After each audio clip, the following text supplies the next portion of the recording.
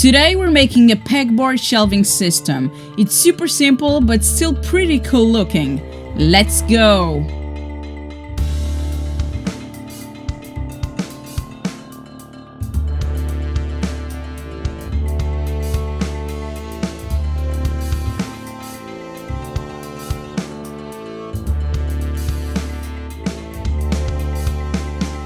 This is one of the easiest wood projects that I've shared in this channel, and you can certainly make it in a single day.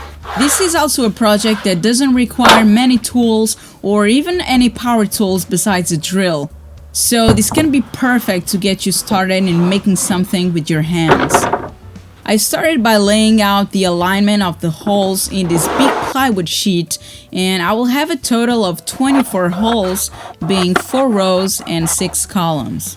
Then I grabbed a strip of plywood that is smaller than the board and marked the center. I also marked 1 centimeter away from the edge so that the strip can be aligned perfectly every time. I just thought it could be easier for me, but you can probably get away with less pencil lines.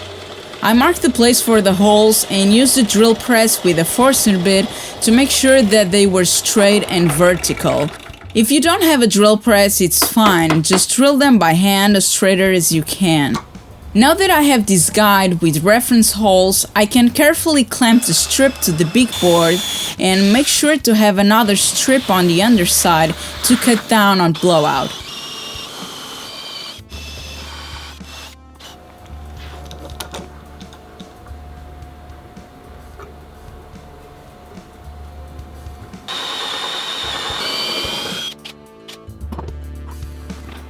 While I'm making a pause to stretch my arms, let me tell you about the supporter of this video, which is Audible. So if you're like me and you don't have much time to sit down and read a book, Audible is the way to go. So Audible has a huge selection of audiobooks, original shows, news, comedy, and different categories like fiction, business, whatever. So the book that I was listening to during this project was Good Clean Fun by Nick Offerman, that you might know from Parks and Recreation, and the book is narrated by Nick himself, which is pretty awesome. So he's a woodworker in real life, and he talks about the Offerman wood shop and why people should be making things with their hands to avoid consumerism. He talks about tools and machinery and wood itself and people around him that inspire him, and there's even a chapter about Jimmy D'Aresta. So you can actually check it out for free or any other book on a platform if you go to audible.com/gethandsdirty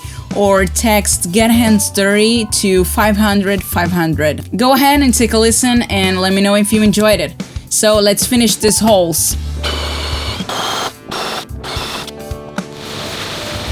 Here I was using a chamfering bit on my palm router to create a tiny chamfer on the holes to prevent the wood from splitting when using the dowels, but you can just sand the edges with sandpaper or actually skip it.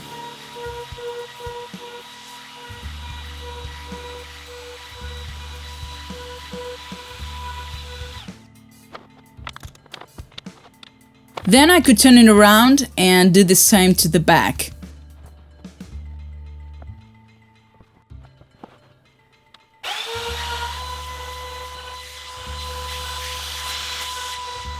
I went to my table saw to cut a long strip of plywood in half with the blade tilted 45 degrees, and this will create a French cleat. A French cleat is a system of holding objects on the walls that can hold lots of weight and can be movable and adjustable. If you don't have a way to make this angle cut, just use some strong hangers or screw the boards directly to the wall. I give it a little sanding and I'll briefly explain how this works. So you screw this piece to the wall with the narrower side facing the wall.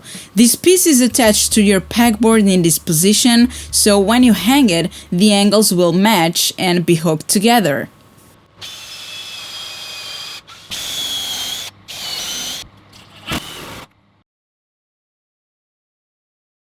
I sanded the entire surface and broke the sharp edges with sandpaper.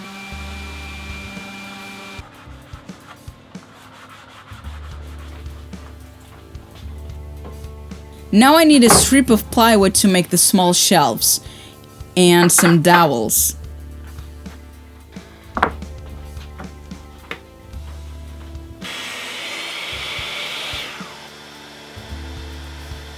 I cut it using my miter saw, but if all you have is a handsaw, that's perfectly fine too, and you can also cut the dowels using a handsaw.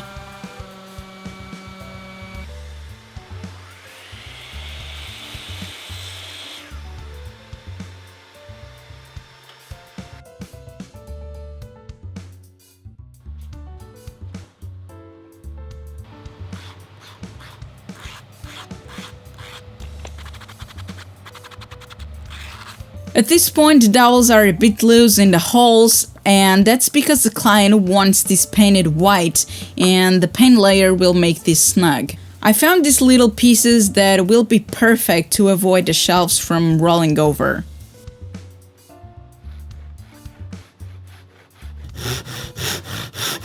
So I cut them shorter and gave a couple strokes to smooth the ends.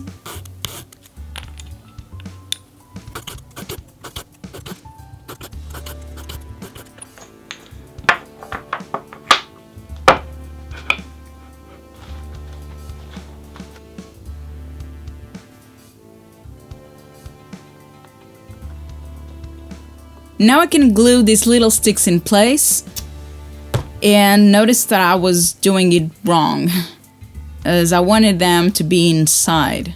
And shot some pin-nails because I didn't want to wait for the glue to dry, and this way I went right into the painting job.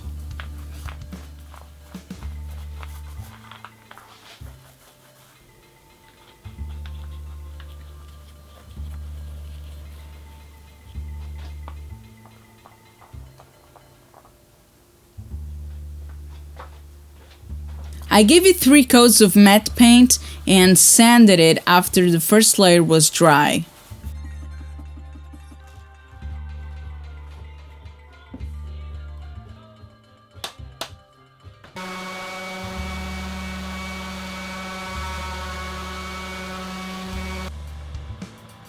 The project is done, and I don't really have a wall to try this out, so I'll just place it over the workbench that I'm currently building and play with it just so that you can see some possibilities that can be achieved.